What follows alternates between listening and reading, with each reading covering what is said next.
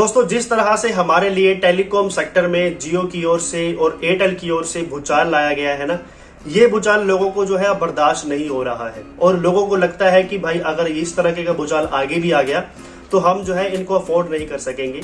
इसीलिए हमें एक ऐसा ऑल्टरनेट ऑप्शन ढूंढना पड़ेगा जो कि हमारे लिए अफोर्डेबल हो और हमें अच्छी खासी सर्विसेज को भी प्रदान कर दे। और दोस्तों, जब लोगों की निगाहें उठती हैं तो वो सीधा जाती हैं सीधा बीएसएनएल की तरफ, जो कि है भारत संचार निगम लिमिटेड, जिसको हम बीएसएनएल भी कहते हैं। अब दोस्तों, इसी के ऊपर जब निगाहें उठती हैं तो हमारे मन में एक और सवाल उठता है और वो ये आता है कि अगर भारत सरकार की ये बीएसएनएल सर्विस कई सालों से चल रही है और डीडी फ्री डिश जो कि डीटीएच सेक्टर में जो है ये भी भारत सरकार की ओर से चलाई जा रही है, तो इन दोनों सर्विसेज को जो है फ्री ऑफ कॉस्ट में सभी के लिए क्यों नहीं किया जा सकता। यानी कहने का मतलब ये है कि अभी तक हम देखते हैं तो केवल डीटीएच सर्विस में डीडी फ्री डिश ही है जो कि सभी के लिए फ्री ऑफ कॉस्ट में आपको चैनल्स दिखा रहा है। इसके लिए आपको सिर्फ एक बार खर्चा करना पड़ता है। जिसको मालूम नहीं है मैं उसको समझा दूं कि भाई इसमें एक बार आपको इन्वेस्टमेंट करनी पड़ती है।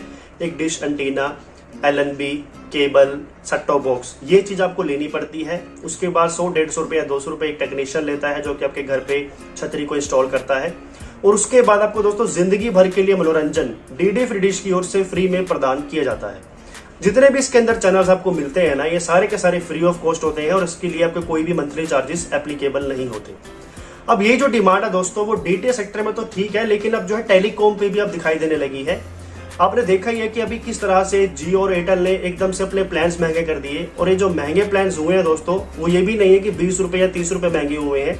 इसमें 50 रुपए से लेकर सीधा 200 रुपए तक का इजाफा हमें देखने को मिला है, जो कि बिल्कुल भी सही नहीं है। आप ये भी मत सोचिए कि भाई अगर लोग मजबूर हैं, लोग सिर्फ आप लोगों के पास सिर्फ विकल्प ही यही है कि वो एयरटेल की तरफ रहेंगे या जियो की तरफ रहेंगे या वी की तरफ रहेंगे, तो अब उनको कुछ भी जो है कर सकते हो, उनके लिए आप महंगे प्लान्स कर सकते हो, तो कस्टमर को लेना ही पड़ेगा। ऐसा नहीं है। कस्टमर अगर सड़क पे उतर गया तो आपको जो है अपने प्लान को सस्ता भी करना पड़ेगा। और उन्होंने अपने सिस्टम में जियो को या फिर एयरटेल को यूज करना बंद कर दिया तो भी आपको बहुत बड़ा झटका लग सकता है। लेकिन दोस्तों, इन्होंने मजबूरी देख ली है।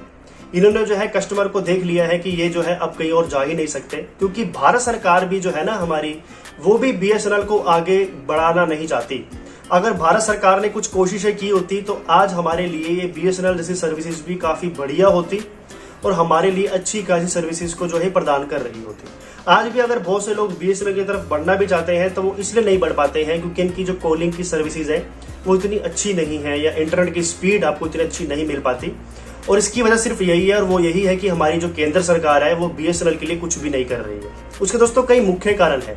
अगर ये बीएसएनएल के लिए काफी अच्छे खासे तौर पे काम करना शुरू कर देंगे तो जो प्राइवेट सेक्टर की ओर से इनको चंदा मिलता है या पैसा मिलता है, फंड मिलता है, कुछ भी कह सकते हो, चाहे वो एयरटेल की तरफ से मिलता हो या फिर इनको जियो की तरफ से मिलता हो, वो कैसे मिलेगा?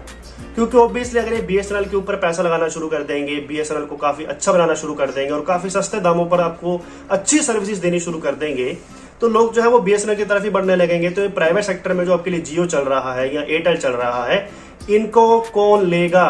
आज भी लोग हैं, अगर इनको बीएसएनएल की सर्विसेज अच्छी मिल जाए और मैं हूं या आप हो, अगर आपको बीएसएनएल की ओर से काफी बढ़िया सर्विस मिल जाए जैसे कि हमें एयरटेल या जियो की तरफ से अभी मिलती है, तो मैं आपको 101% की गारंटी देता हूं कि आप डेफिनेटली जो है बीएसएनएल का यूज करोगे, क्योंकि उसके जो प्राइसेस है पैकेजेस के वो भी काफी कम है।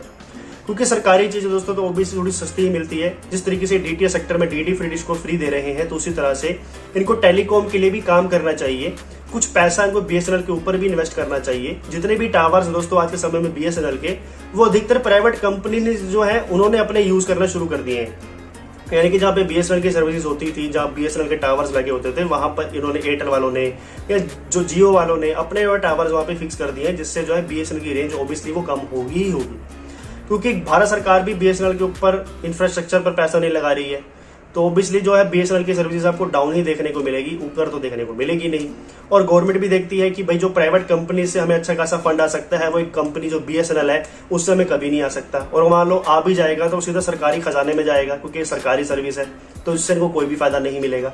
तो भार के रूप में पैसा कमाने के लिए, फायदा कमाने के लिए जियो, एयरटेल जैसी बड़ी कंपनीज का सहारा जरूर बनते हैं, लेकिन अपने देश का जो नाम है खराब कर रहे हैं। बीएसएनएल जैसी बहुत most important service telecom sector में जो है, इसको अगर इंप्रूव कर दें तो आज के समय में हमारे लिए बहुत ही कम प्राइसेस में टेलीकॉम में भी जो है बहुत से लोग अफोर्ड करके अपने प्लान्स को यूज कर सकेंगे। मेरे ख्याल से बीएसएनएल को इंप्रूव कर देना चाहिए। भारत सरकार को उसके बारे में कुछ सोच विचार करना चाहिए। अगर ये डीटीएच सर्विस में डीडी फ्री डिश को फ्री ऑफ कॉस्ट में प्रदान कर सकते हैं तो टेलीकॉम सेक्टर में भी कुछ राहत देनी चाहिए।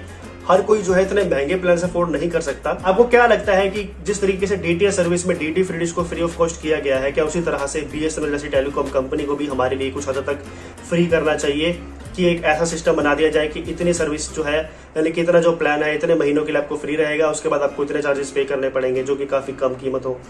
तो ये कुछ भी है मॉडिफिकेशन करके हमारे लिए टेलीकॉम सेक्टर में भी राहत दे सकते हैं अगर भारत सरकार चाहे। लेकिन वो चाहेगी कि नहीं चाहेगी दोस्तों, ये तो आपको पता ही होगा। अपनी राय कमेंट बॉक्स में आप जरूर दे सकते हैं।